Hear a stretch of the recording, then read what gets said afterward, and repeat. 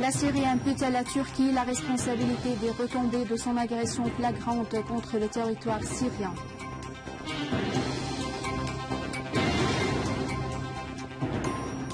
L'armée arabe syrienne liquide nombre de terroristes dans les banlieues de Daraa, de Quneitira et de Latakia.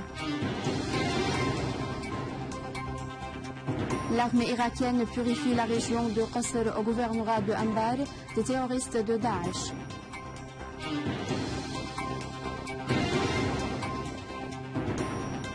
Trois jeunes londoniennes disparues rejoignent Daesh en Syrie.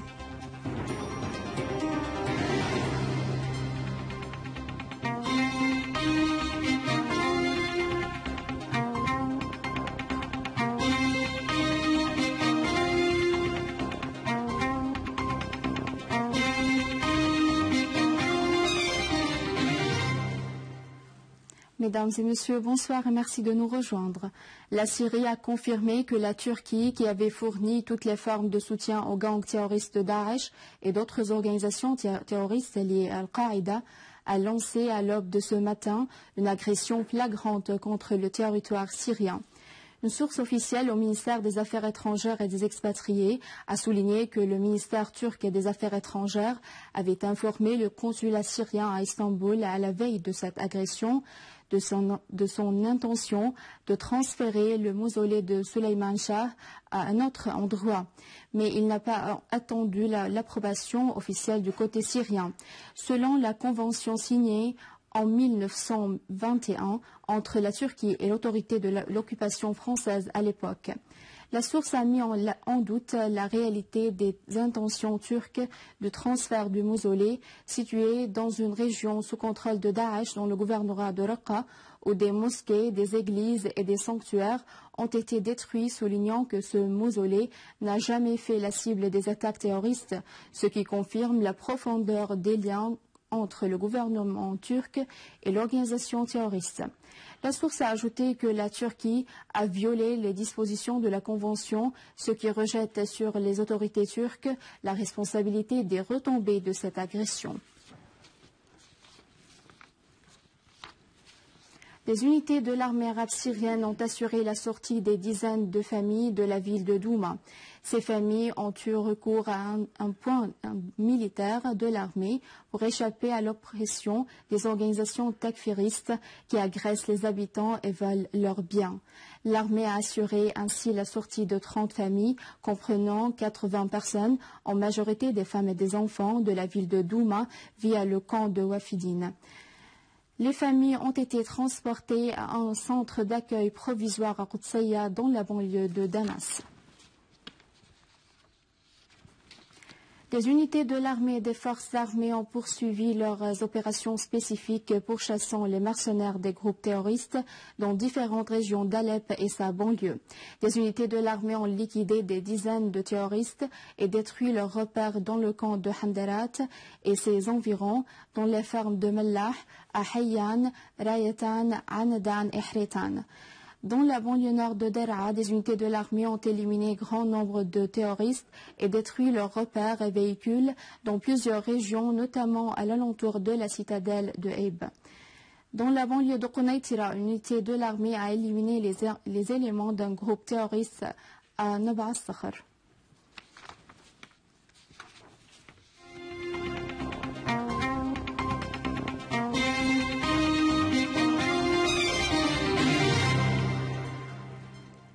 La police britannique a dévoilé la disparition de 3 jeunes adolescentes londoniennes pour rejoindre l'organisation Daesh en Syrie via Istanbul. La police a indiqué que Shamima Begum, 15 ans, Khadija Sultana, 17 ans, et Amira Abbas, 15 ans, ont quitté leur domicile mardi et se sont dirigés vers Istanbul à bord d'un avion de la compagnie Turkish Airlines. Selon des estimations des experts de la lutte contre le terrorisme, une cinquantaine de femmes ont quitté la Grande-Bretagne pour rejoindre le groupe terroriste de l'État islamique en Syrie. Les forces irakiennes ont pris le contrôle de la région ouest de Anbar en chassant les terroristes de Daesh. Les opérations militaires menées à Anbar, Salahdin et Ninive ont causé la liquidation d'un grand nombre de terroristes et la destruction de 170 entrepôts de missiles de grade.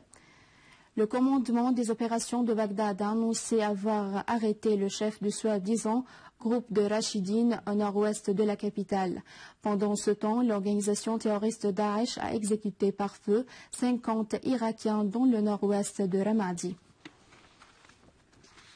Le vice-président irakien Nouri Maliki a accusé l'administration d'Obama d'étendre l'influence de l'organisation terroriste Daesh en Irak et en Syrie, affirmant que cette organisation terroriste est la première bénéficiaire des déclarations irresponsables d'Obama.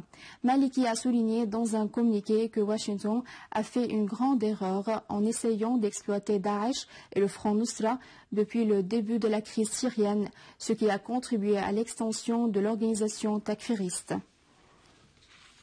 La Cour des questions urgentes en Alexandrie a envisagé aujourd'hui de considérer le Qatar comme un État soutenant le terrorisme au cours d'une plainte déposée par Tariq Mahmoud, le secrétaire général de la coalition Vive l'Égypte.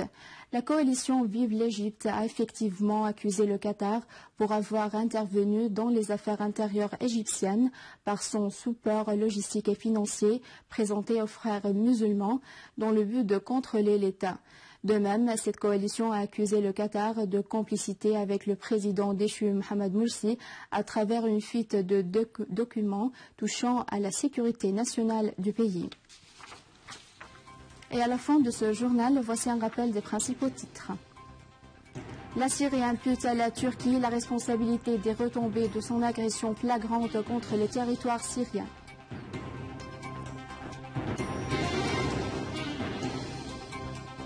L'armée arabe syrienne liquide nombre de terroristes dans les banlieues de Daraa, de Quneitira et de Latakia.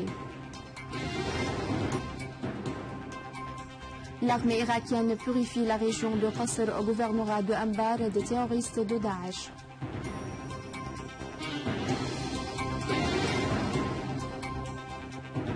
Trois jeunes londoniennes disparues rejoignent Daesh en Syrie.